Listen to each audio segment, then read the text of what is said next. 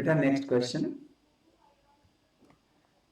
the magnitude and direction of current in the following circuit is। तो बेटा net potential difference जो है 10 volt और 5 वोल्ट, ऑपोजिट पोलैरिटी है तो 10 माइनस 5 इज 5 और 10 वोल्ट डिक्टेट करेगा।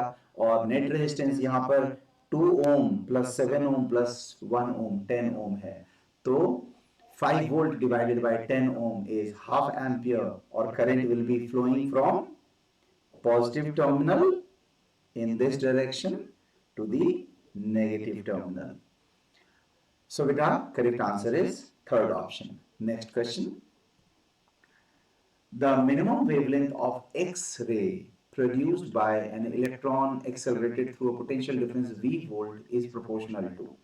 तो बेटा hc upon lambda is equal to ev होता है एक्सरे के केस में, डी ब्रॉगली वेवलेंथ नहीं पूछा है बेटा, तो lambda is inversely proportional to v आ जाएगा। नेक्स्ट क्वेश्चन बेटा, the errors in the measurement which arise due to unpredictable fluctuation in temperature and voltage supply। तो बेटा अनप्रिडिक्टेबल हमेशा रैंडम नेचर के होते हैं, इसीलिए स्ट्रेट अवे रैंडम एरर्स होगा। नेक्स्ट क्वेश्चन बेटा, for Young's double slit experiment, two statements are given below। Statement 1, if screen is moved away from the plane of the slits, angular separation of the fringes remain constant। तो theta is equal to lambda upon small d होता है बेटा, and that is equal to beta upon capital D होता है। अच्छा बेटा, अब आप स्क्रीन को जब पीछे ले जा रहे हैं तो लैम्डा तो सेम रहेगा और स्लिट के बीच में जो डिस्टेंस है वो भी सेम है, तो थीटा क्यों चेंज होगा बेटा, तो थीटा विल रिमेन कांस्टेंट और इसीलिए यहाँ पर पहला स्टेटमेंट करेक्ट है। Second, if the monochromatic source is replaced by another monochromatic source of larger wavelength, the angular separation of fringes decreases। तो again theta is directly proportional to lambda है, तो अगर आप लैम्डा को इंक्रीज कर रहे हैं, देखिए लार्जर वेवलेंथ लिया गया है, तो फिर थीटा डिक्रीज नहीं होना चाहिए, थीटा इंक्रीज होना चाहिए, तो ये गलत है statement. So statement 1 is true but statement 2 is false. अगले सवाल पर चलते हैं बेटा। बेटा next question, a bullet is fired from gun at a speed of 280 metres per second in the direction 30 degree above the horizontal.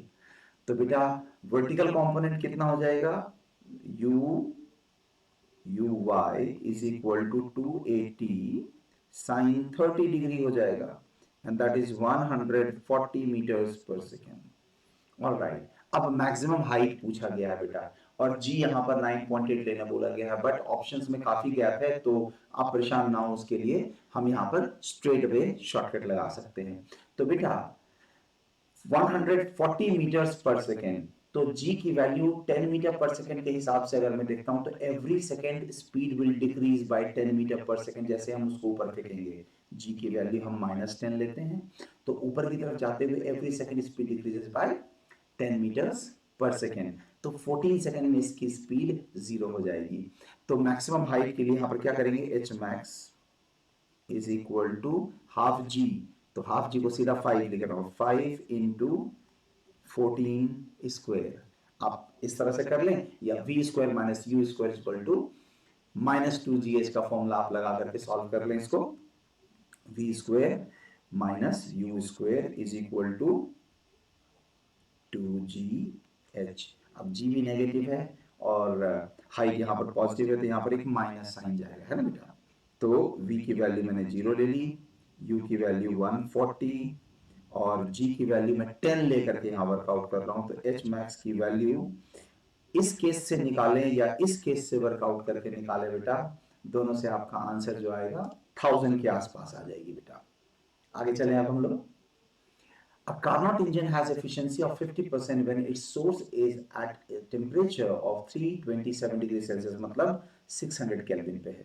The temperature of the sink is 50% दिया है, तो 1 minus T2 upon T1 करेंगे, तो 1 minus T2 upon 600 and that is 50%, that is half। तो straight away T2 की value कितनी हो जाएगी बेटा, 300, क्योंकि 300 upon 600 is half and 1 minus half is half। तो 300 केल्विन को हम 27 डिग्री सेल्सियस लिखेंगे। I hope you got this. Next, amount of energy required to form a soap bubble of radius 2 centimeter from a soap solution is nearly। तो बेटा यहाँ पे soap bubble जो होता है बाहरी तरफ भी सरफेस होगा और इनर साइड में भी सरफेस होगा, तो इसीलिए surface tension which is surface energy that is energy per unit area. तो आप एरिया जो है बाहर का 4 पाई आर स्क्वायर और अंदर का 4 पाई स्क्वायर, तो आपको 8 पाई आर स्क्वायर से इसको मल्टीप्लाई करना है। तो यू विल हैव दिस, और इसकी वैल्यू सॉल्व करने पे आ रही है 3.01 into 10⁻⁴ जूल। अगला क्वेश्चन बेटा, the half-life of radioactive substance is 20 minutes. In how much time the activity of substance drops to 1/16 of its initial value? तो 4 half-life गुजरे हैं बेटा, 1/16 is half to the power 4.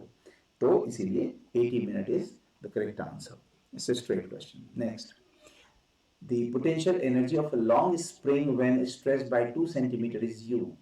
If the spring is stretched by 8 centimeter, potential energy stored in it will be। तो बेटा आपने x जो है उसको 4 टाइम्स कर दिया है। पोटेंशियल एनर्जी के लिए हम हाफ के xm स्क्वायर लेते हैं, तो अगर मैं 4 टाइम्स कर रहा हूं तो उसका स्क्वायर करने पे 16 टाइम्स हो जाएगा। तो correct answer will be 16u।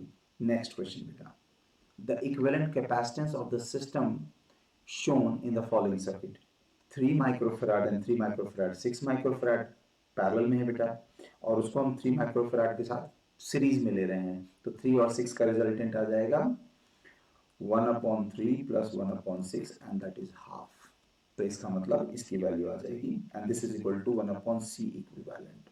तो c इक्विवेलेंट इज 2 माइक्रोफैराड।